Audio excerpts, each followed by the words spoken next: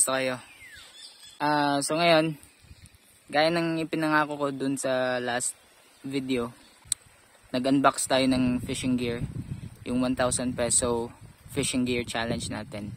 So i-field test na natin ngayon yung ating bagong fishing gear, yung medium light na setup. Guys, siya nga pala. So mabilis lang to, kasi may na-discover ako na issue dun sa fishing reel natin na Diokyo. Sabi ko nung last video, wala tayong na-encounter na issue. Pantay naman yung pagkakaspool ng line, pero may nakita tayong isang issue. Sandali, pakita ko lang yung reel natin.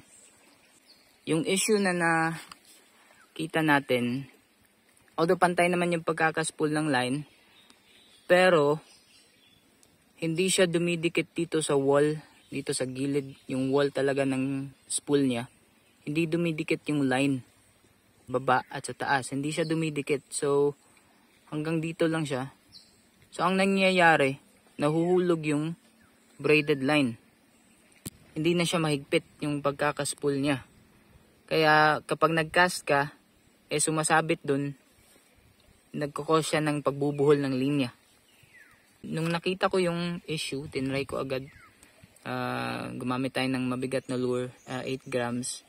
Nagcast ako dun sa amin, dun sa tapat lang ng bahay namin. Tapos yun na nga, ang daming knot. Ang dami kong na-encounter na pagbubuhol ng linya. Halos kada tapon ko ng lure, nagbubuhol siya. So nakakainis din na issue, yung ganun. So yung ginawa ko, tinanggal ko yung washer, may washer to sa loob, or yung spacer. Tinanggal ko yung washer, isa lang. Tapos in-unspool ko, tinanggal ko yung line, tapos binalik ko na naman agad. Good thing naman kasi dumidikit na siya dito sa upper part ng spool, dumidikit na yung line. Ang problema nga lang dun is hindi na pantay yung pagkakaspool ng line. Kasi mas marami na yung spool na nalalagay dito kaysa dito sa baba. So hindi pantay. So ang ginawa ko naman, tinanggal ko ulit yung braided line. Ang ginawa ko, gumamit ako ng electrical tape. Siguro dalawang ikot. Dito half lang sa kanyang spool. Wala, hindi nakasali dito sa taas, dito lang sa baba. Para mag-elevate yung lower part ng spool. So yan, at binalik ko ulit yung braided line. At yan, pantay na siya. Hindi na rin siya nagbubuhol kasi binawasan ko yung braided line. Kasi nung last time, yung pag-spool natin medyo overspooled na din yung line dun. Pero test pa rin natin ngayon kung meron pa bang wind knots or pagbubuhol ng line. Field test na natin. Punta na tayo dun. So yan guys, dito tayo magsisimula. Yan, mangrove.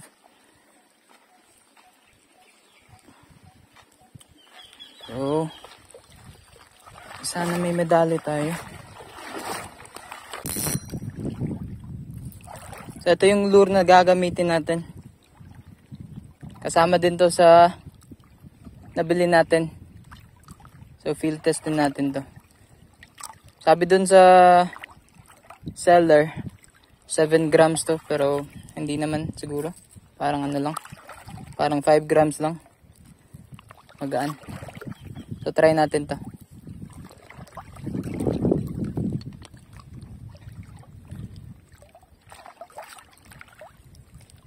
First cast.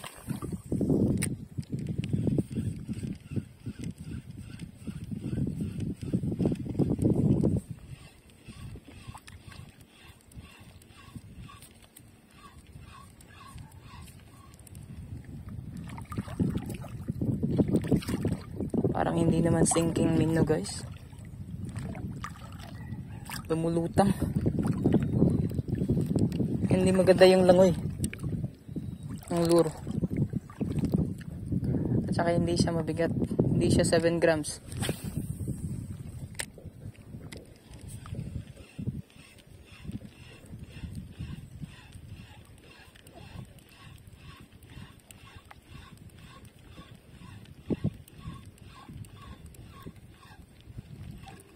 Yan. Fish on tayo guys. Fish on. Uy, yan. Fish on. Cigar. Cigaras. Huwag na, brother. Ayan. Yan na. First fish. Cigaras. Locally tinatawag to sa amin na tanglaron. So masarap to. Paksiw. Ayan, at dali agad. Second cast natin. Malaki na rin. Yan o.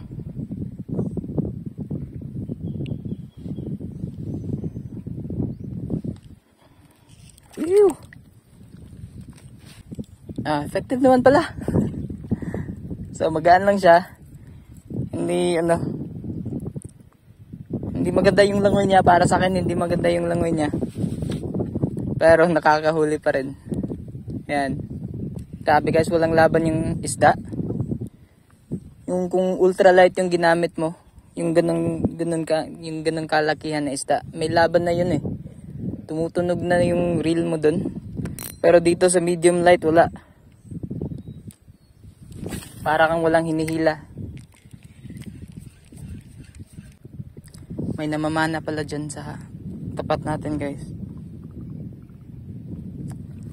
So move lang tayo dun mamaya.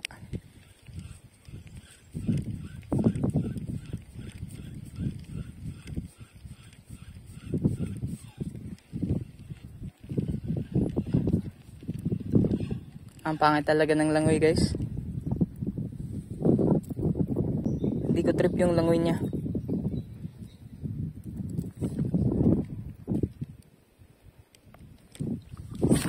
Naninibago pa ako sa rad.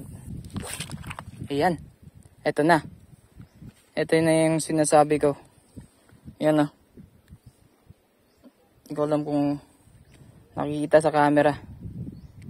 Ito yung pagbubuhol ng line na sinasabi ko.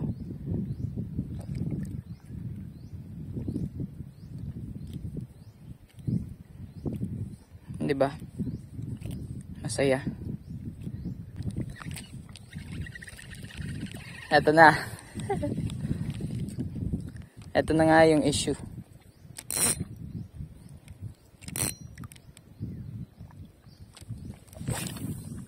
Okay pa naman.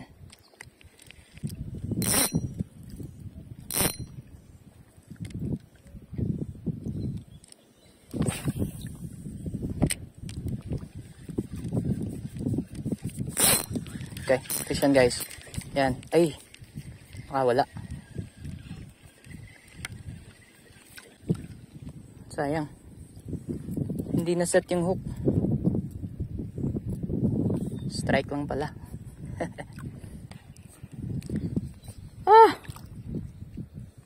Guys, wala pa tayong 1 oras.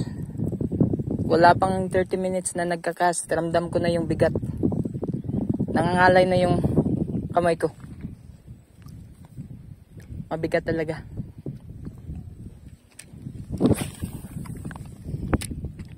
O baka kasi nasanay na din ako sa ultralight. Kasi first time kong gumamit ng medium light. Ultralight din kasi ako nag-start guys.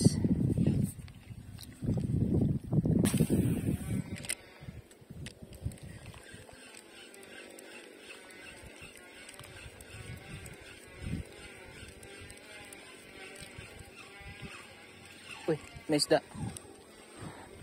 Liit. Liit.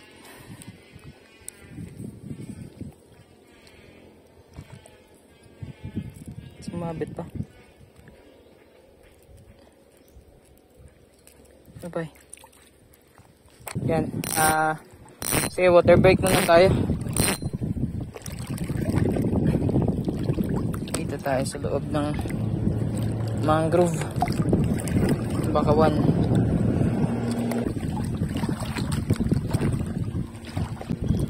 Yan, at nasa gilid lang to ng highway.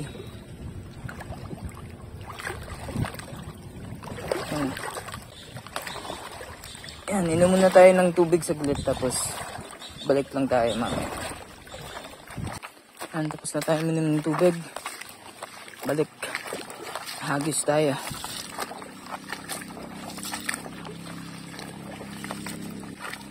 Oras nga pala, alas 12:30 ng hapon. So, nag-start tayo 1 PM. So, isa't kalahating oras. Isa pa lang yung nahuhuli natin. Ito. Ang ating cigaras. Kaya malapit na tayo dun sa bato. Malaking batong yun. Dun tayo dun natin gagamitin yung soft bait. May mga maraming isdang bato dun. Kasi malalim na yan dyan, parang cliff. So mag-rock fishing tayo. Papunta tayo dun. Agis muna tayo dito. Nakadali ng cigaras.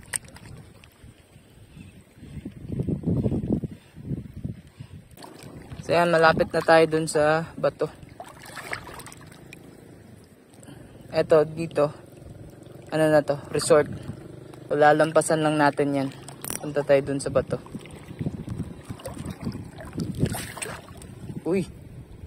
Yan na naman yung issue niya, guys. Yung nakikita nyo.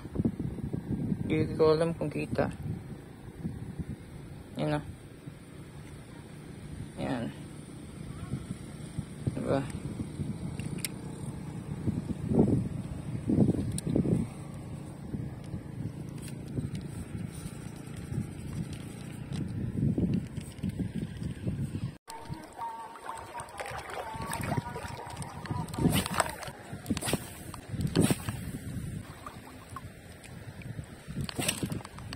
Ayan na naman.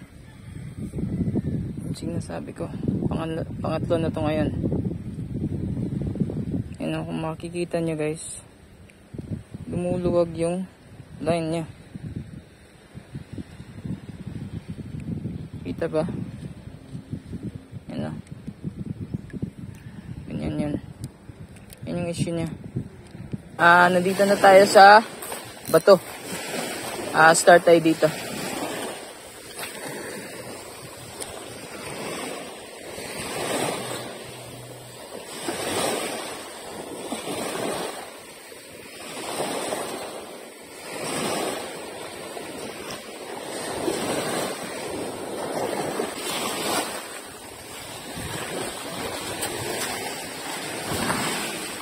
Ayan, ang ganda.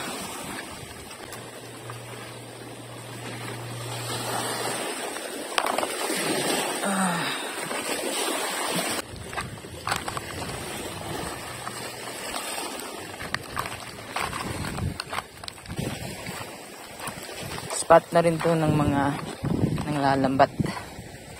So araw-araw. So halos araw-araw may nanglalambat dito. Ito. Ito yung soft bait natin. Tapos yung jighead natin, 5 grams. Try natin.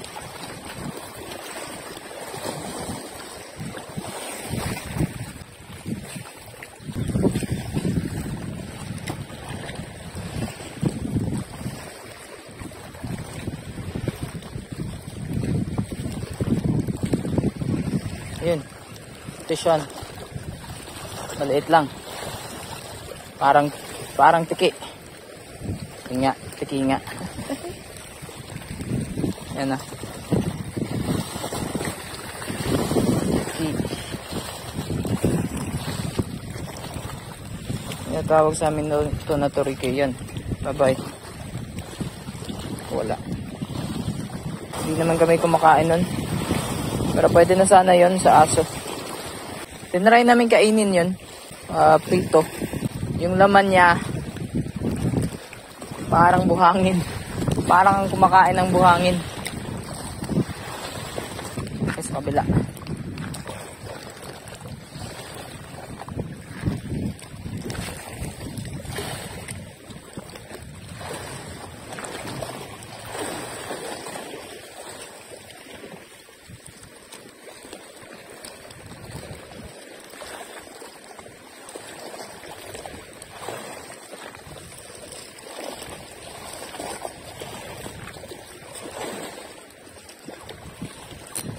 Yan, fish on. Yan, tikim na naman. Yun na.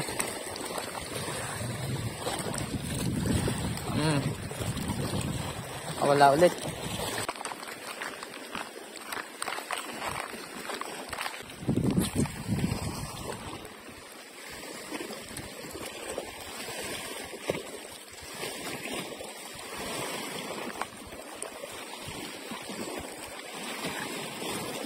Oop.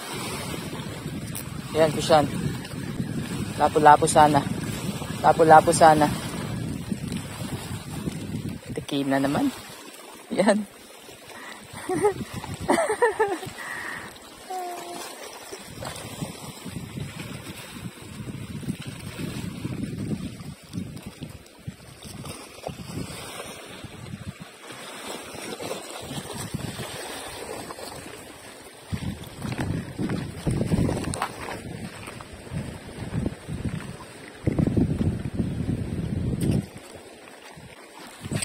Yan. Yan na naman. Ito na naman tayo.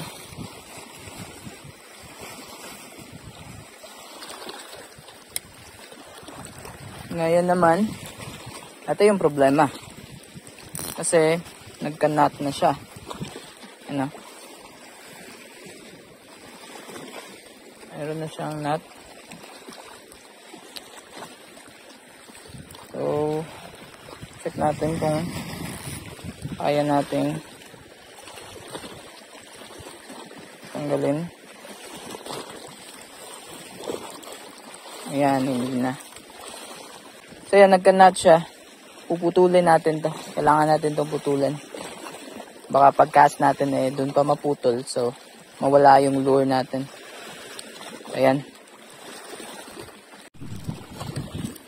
So yan, nagpalit tayo ng minnow. Hindi na tayo magsa-soft bait. Kasi puro tequila lang yung nakuha natin. Baka may mamaw.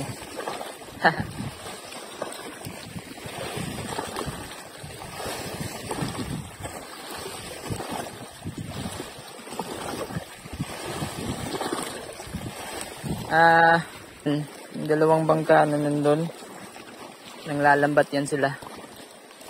Ayan, karating lang nila. Diyan yan sila mag-uumpisa, tapos papunta dito. Hanggang dito yan sila. Wala tayong magagawa. So, dito na lang muna tayo.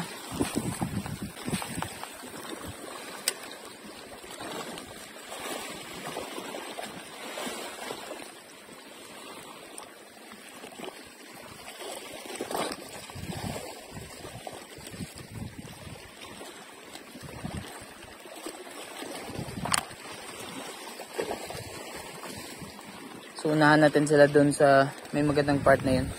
Tara. Yan, at na-field test na natin yung ating bagong setup dun sa ginawa nating challenge na 1,000 peso fishing gear challenge. Yun na nga, umuwi na tayo guys kasi nalobat yung cellphone natin. Wala na rin tayong mahuli na isda. Tapos may nanglalambat pa. So, it's time to go home na talaga. Kanina, nakita niyo naman, di ba? May mga positive at negative na nangyari dun sa field test natin. Ang purpose ng content na to is field test natin yung bago nating setup para ma-review natin. At yun na nga yung gagawin natin ngayon para sa last part ng video na to. So, simulan natin sa sinasabi ng marami na yung medium light setup is for beginner angler. And mag-yes ako dyan. Maraming positive sites about using a medium light setup kung ikaw ay baguhan na angler. Una na nga dyan is matibay yung setup na to. Ultralight na rod kasi konting ano mo lang dun, konting banggal lang ng tip sa matigas na bagay may chances talaga na mabali yung rod. Tapos, marami kang pwedeng magamit na lure. So, may variety yung lure na pwede mong gamitin. Pwede kang gumamit ng 5 grams, which is yung pinaka-effective na lure. na minnow, diba? Pwede ka ding gumamit ng mas mabibigat na lure, from 15 grams to 20 grams. Depende pa rin yun sa medium light na rod mo. Yung sa reel naman, for medium light na setup, yung kadalasan ginagamit is 2500 series to 3000 series na reel, diba? Mas marami yung malalagay mo na braided line. Tapos yung pinakamagandang side sa paggamit ng medium light na setup is mas madali mong maiaangat yung isda. Nakita nyo naman kanina, nung nakahuli tayo ng cigaras, wala talagang laban. Hindi niya na naisiksik yung lure natin sa damo. Usually kasi kapag cigaras yung gumagat, pumapailalim yan, tapos sinisiksik sa damo. Yung kanina, wala, pag angat ko ng rod, wala, umangat na rin yung isda. So, mas madali mo talagang maiangat yung isda kapag medium light na setup yung gagamitin mo. Okay, so dito naman tayo sa mismong setup natin. Unahin natin tong rod. Dito wala akong problema. Wala akong issue dito sa rod na to. So, nakita niyo naman kanina, gumamit tayo ng 5 grams na lure, at naihahagis naman natin ng maayos. Yung sa reel, eto, isama na rin natin yung line talaga. Kasi hindi ko alam kung yung issue na yun is sa reel or sa line. So yan, nakita niyo naman kanina, yun yung pinaka-issue talaga sa setup na to, yung pagbubuhol ng linya. Itong setup naman na to, gagamitin ko pa rin naman to. Siguro lang, yung pwede kong gawin is palitan yung line. Gusto kong palitan to ng higher price range na braided line. Siguro Rikimaru or Cast King na braided line. So, itatry ko pa rin itong paganahin, guys. Gagamitin ko pa rin to. Kasi ito lang yung medium light na setup ko. Yun nga, yung total price ng items, yung rod, reel, at saka yung braided line, 1,000 pesos lang. Tapos, kasali na shipping, siguro nabayaran natin is 1,400. Yun nga, advice ko, kung bibili kayo ng setup na to, dagdagan nyo na lang, siguro mga 500, pabutin nyo ng 2,000. Mas may mabibili na kayo nun na mas better na reel kumpara dito sa Diokyo na reel. Para sa akin lang yun, based sa experience ko dito sa setup nito. Yeah, guys, at natuldukan na natin yung ating ginawang challenge na 1,000 peso fishing gear challenge. Sa mga nanonood, sa mga nagko-comments, maraming salamat. Sana patuloy kayong manood at huwag niyong kalimutang mag-subscribe. So, marami pa tayong naiisip na gawin na mga challenge about fishing. So, abangan niyo na lang sa mga susunod na videos. And guys, at kita-kits sa mga susunod na videos natin.